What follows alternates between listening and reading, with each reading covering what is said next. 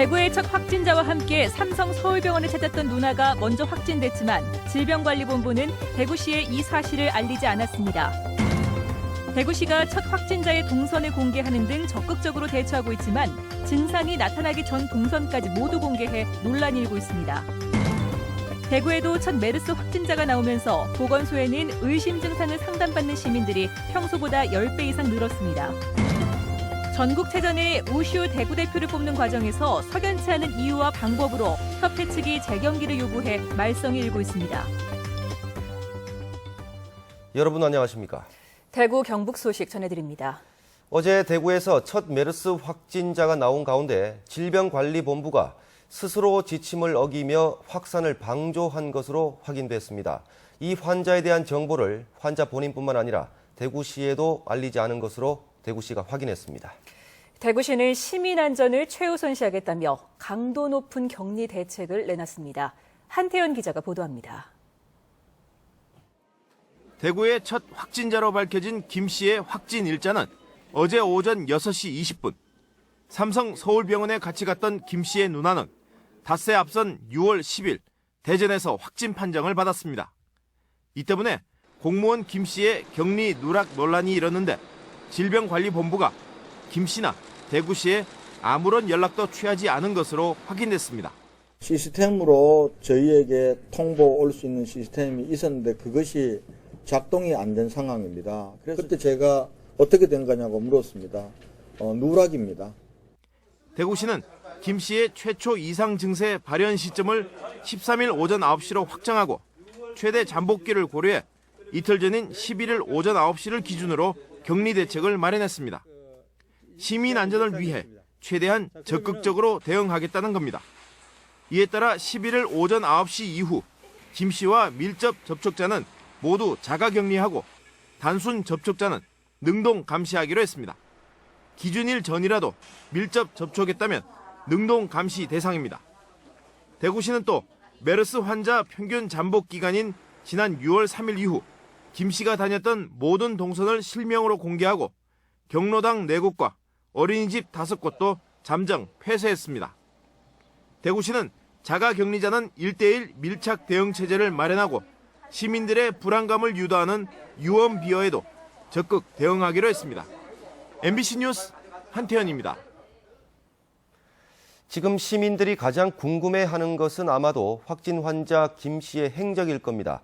이걸 밝히는 게 메르스 확산을 막는 핵심일 텐데요.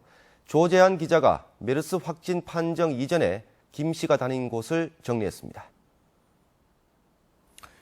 김 씨가 삼성 서울병원 응급실에 간 날짜는 5월 27일. 여기에서 누나와 함께 10시간을 머물렀고 다음 날 KTX로 대구로 돌아왔습니다. 지난 13일 토요일이죠. 이날 오전부터 메르스 증세가 나타났다는 게 김 씨의 주장인데요. 증세가 나타난 이후에 방문한 곳은 목욕탕 한 곳뿐이어서 현재 목욕탕 직원과 방문객 260여 명은 자가격리나 능동관찰자로 분류되어 있습니다. 그런데 질병관리본부는 메르스 잠복 기간을 노출 이후 2주로 잡고 있어 6월 10일부터 메르스 바이러스 활동이 시작됐을 수도 있습니다. 그래서 대구시는 좀 더 보수적으로 평균 잠복기인 6, 7일을 기준으로 3일부터 12일까지 김 씨와 접촉한 사람들을 감시 대상으로 삼고 있습니다. 그렇다면 6월 3일부터 증세가 시작됐다는 13일 전까지 김 씨의 행적은 어땠을까요? 3일에 경로당 한 곳을 방문했고요. 다음 날은 남구청과 식당, 노래방 등에 갔습니다. 5일에는 경로당 2곳과 한 대학병원 장례식장을, 토요일인 6일에는 집 근처 식당에, 그리고 7일에는 가족과 목욕탕에 갔습니다. 월요일인 8일에는 한 전통시장에 순찰을 갔고 퇴근 후에는 식당과 노래방에서 회식을 했습니다. 9일에는 남구청과 한 커피 전문점, 10일에는 전통시장과 달서구의 한 호텔을 방문했습니다. 증세가 나타나기 이틀 전인 11일에는 기초수급자의 집과 전통시장, 그리고 어린이집 4곳을 방문했습니다. 증세 하루 전 12일에는 역시 어린이집 4곳, 기초수급자 자택과 전통시장, 식당 등을 찾았습니다. 대구시는 김 씨가 찾았던 어린이집과 경로당, 목욕탕 등 9곳과 건무지 등을 휴원이나 사형 중지 조치를 내렸습니다. MBC 뉴스 조재환입니다. 방금 보셨듯이 대구시는 확진자 김 씨가 다녔던 동선을 모두 공개했습니다. 그런데 의심 증세가 나타나기 전에 장소까지 실명으로 공개해 과연 적절한지 논란이 일고 있습니다. 금교신 기자가 취재했습니다. 대구시는 오늘 기자회견을 통해 김 씨가 다녔던 식당 13곳과 어린이집 5곳, 경로당 3곳 등의 이름을 전격 공개했습니다. 시민들이 빗발치는 요구가 있었고 또 다른 피해를 막기 위해서 실명 공개를 결정했다고 밝혔습니다. 실명 공개를 안 하면 안 할 경우에 더 지금 그것으로 인해서 시민들이 불안해하고 그리고 유언비어가 나도는 것을 막을 길이 없습니다. 논란이 있는 것은 김 씨가 메르스 관련 증세를 보이기 시작한 13일보다 무려 열흘 앞선 6월 3일 행적부터 공개했다는 것입니다. 일부 장소는 단순히 서류 전달을 위해 들렀던 곳입니다. 대구시의 이 같은 공개 결정은 메르스 관련 증세를 보이기 전에는 전염되지 않는다는 전문가들의 지적과는 동떨어진 것입니다. 객단과 침에서니까 그것이 없는 시기에 전파를 할 수가 없는 거죠. 피부와 피부가 접촉했다, 술잔을 같이 들었다라는 거로 전파되지는 않는다라는 게 의학적 사실 팩트라고.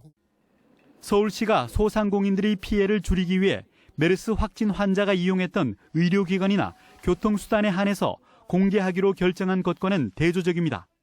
가혹한 공개고 또 피해자를 양산할 수 있는 부분이다, 이렇게 좀 생각이 드네요. 시민의 안전을 최우선시해야 한다는 명분과 과도한 공개로 또 다른 선의 피해자가 나올 것이라는 논란이 일고 있습니다. MBC 뉴스 금교신입니다.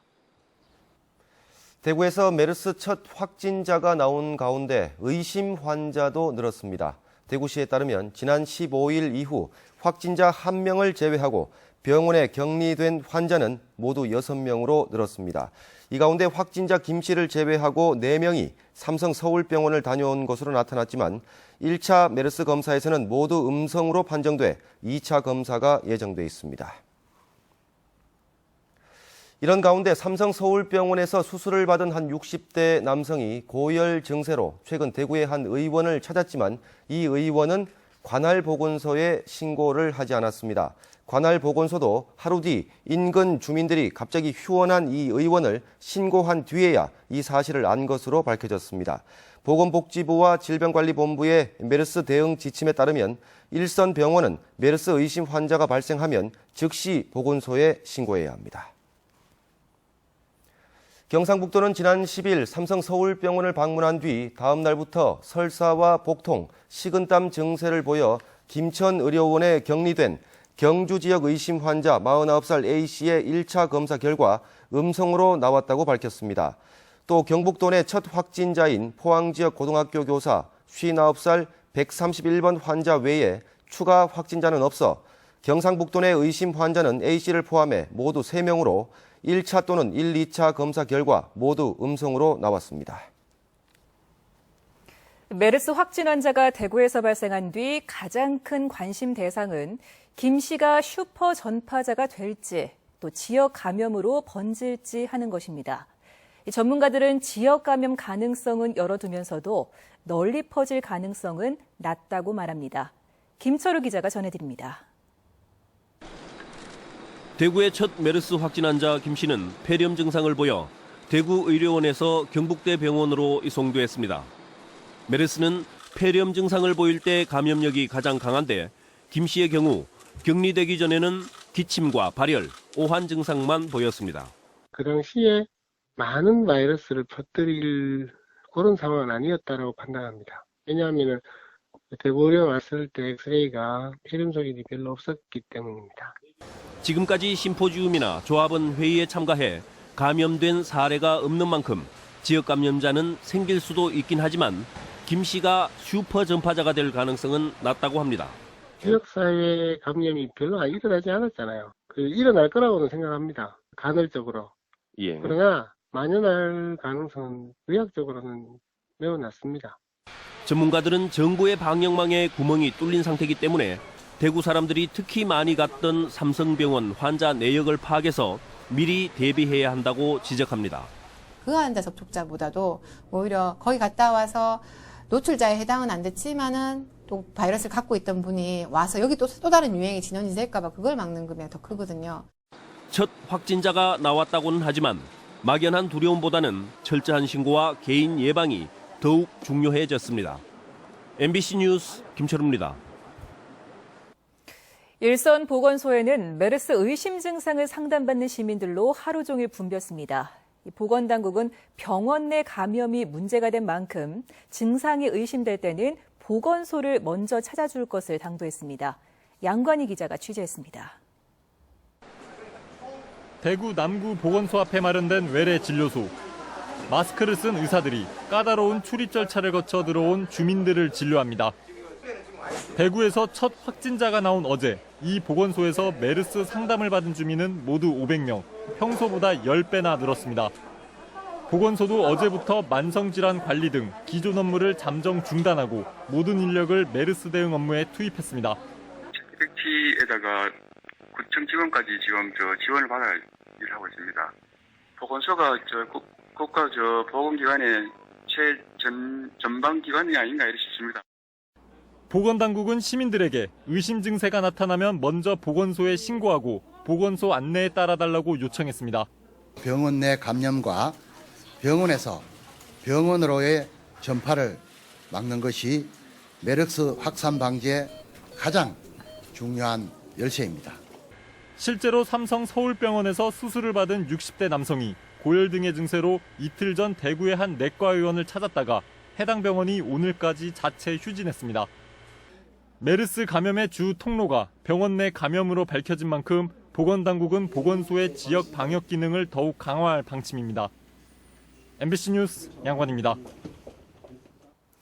대구의 메르스 확진 환자가 삼성 서울병원에 방문한 공무원이란 사실이 드러나면서 경상북도가 공무원들을 상대로 삼성 서울병원 방문 여부를 전수조사하고 있습니다.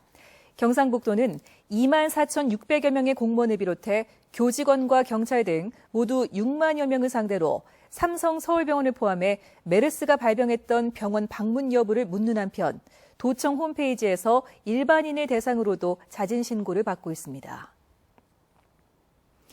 정의당 대구시당은 성명을 통해 대구의 첫 메르스 확진 환자 발생 이후 대구시가 신속하게 대응하고 있지만 시민들은 여전히 불안해한다며 환자 접촉자들이 자진 신고할 수 있도록 경제적 지원 등 토대를 만들어야 한다고 주장했습니다.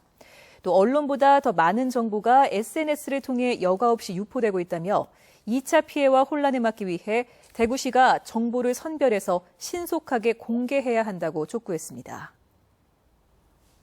네, 지금부터는 일반 소식 전하겠습니다. 오는 10월 강릉에서 열리는 전국체전을 앞두고 지역 대표 선수를 뽑고 있습니다. 그런데 우슈 대구 대표를 뽑는 과정에서 석연치 않은 이유와 방법으로 협회 측이 재경기를 요구해 논란이 일고 있습니다. 윤영균 기자가 취재했습니다. 지난달 17일 열린 우슈 산타 부문 60kg 이하 고등부 예선전. 빨간 옷을 입은 김모 선수가 2대1로 이깁니다. 곧이어 벌어진 결승전에서도 검은 옷으로 갈아입은 김 선수가 2대0으로 승리해 우승을 차지해 전국체전 고등부 대구 대표가 됐습니다. 그런데 2주 이상이나 지난 이달 초 이 선수는 2차 선발전을 해야 한다는 황당한 통보를 받았습니다. 저는 1990년도부터 선수 생활을 했는데 90년부터 현재까지 고등부 2차 선발전을 가는 거는 처음 들었습니다. 게다가 상대는 결승전에서 붙었던 2등이 아니라 예선전에서 붙었던 3등을 했던 선수였습니다. 또한 60kg 체중 제한을 엄격하게 적용했던 지난달의 선발전과는 달리 이번 2차 선발전에는 63kg까지 허용해 주기로 했습니다. 운동하고 나오면 62에서 63이 나갑니다. 보통 60, 한 5kg, 6kg를 보통 평소에 유지하고 있어요. 그런 사람이 60kg 빼는 것보다 63kg 빼는 게 더 쉽지 않겠습니까? 우슈협회는 두 선수의 실력 차이가 크지 않아 2차전을 하게 됐다고 해명합니다. 그러니까 그게 저희들이 이래대로 하는 게 아니고요. 예. 대구 체육회나 교육청에다가 이미 지침 나오는 대로 기준을 잡아가 저희들이 실시를 하고 있습니다.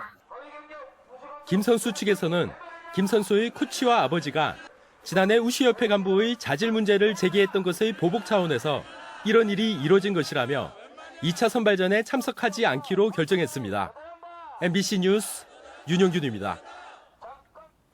대구 미혼모 가족협회에 따르면 한부모 가족 지원법이 다음 달부터 시행되면 입양을 조건으로 미혼모를 입소시키는 대한사회복지회와 홀트 아동복지회의 미혼모 쉼터는 문을 닫아야 해서 미혼모들이 거리로 내몰릴 상황입니다. 대구 미혼모 가족협회는 다음 달 대구 황금동에 새로운 미혼모 쉼터가 문을 열지만 정원이 35명으로 기존 쉼터 정원의 3분의 1에 불과하다며 대구시가 빨리 대책을 세워줄 것을 촉구했습니다. 포스텍 환경공학부 장윤석 교수 연구팀은 산모와 태아의 독성 환경오염 물질 노출 과정을 연구한 결과 수은을 비롯한 중금속이 산모 혈액보다 오히려 제대혈에서 더 높게 나타나고 치명적 독성을 지닌 브롬화 다이옥신과 다염화 나프탈렌도 제대혈에서 검출된다는 사실을 밝혀냈습니다. 하지만 보관한 제대혈을 치료용으로 쓸 때는 제대혈에 함유된 조혈 줄기세포를 추출해 사용하기 때문에 환경오염 물질의 영향이 없는 것으로 알려져 있습니다. 메르스 여파로 헌혈 신청자가 줄어드는 가운데 군의군이 대한적십자사 대구경북 혈액원과 오늘 업무 협약을 맺고 헌혈에 동참했습니다. 군청 직원을 비롯해 유관기관 단체와 지역 주민 등 모두 150여 명이 이번 헌혈 봉사에 동참했습니다. 군의군은 메르스 여파로 헌혈 수급이 줄어들고 있어 업무 협약을 맺었다며 앞으로 단체 헌혈을 자주 할 계획이라고 밝혔습니다. 대구시의회 지방분권 추진특별위원회가 경남도의회와 지방분권운동 협력을 위한 양해각서를 체결했습니다. 이에 따라 두 의회는 지방분권 확대를 위해 국회에 계류 중인 지방자치법 개정안이 빨리 통과되도록 공동 노력하고 지방분권을 위한 정책 공조도 이어가기로 했습니다. 경상북도는 국내 처음으로 영양에 조성되는 국가 산채 클러스터 사업의 성공적인 추진을 위해 오늘부터 경상북도와 영양군 공무원 등 4명을 농림축산식품부에 파견해 올해 마련될 기본계획을 수립하는 초기 단계에서부터 사업 추진에 적극 참여하기로 했습니다. 영양군에 조성될 국가 산채 클러스터는 올해부터 2019년까지 262억 원을 투입해 숲속 산채마을과 산채 생산마을 등이 조성됩니다. 대구문화재단 이사회는 제4대 대구문화재단 대표이사로 극단 산울림의 연출가 출신인 심재찬 씨를 내정했습니다. 심재찬 내정자는 극단 산울림을 거쳐 국립극단 사무국장, 한국문화예술위원회 사무처장 등을 역임한 전문예술인 출신입니다. 대구문화재단 대표이사 임기는 3년으로 대구시는 곧 정식 임명 절차를 밟을 계획입니다. 대구 토종기업 삼익THK가 대구 사회복지공동모금회에 차량 2대를 기증했습니다. 대구 사회복지공동모금회에 따르면 자동화 설비업체인 삼익THK가 최근 승합차 1대와 경차 1대를 모금회에 기증했다고 밝혔습니다. 대구 경북 소식이었습니다.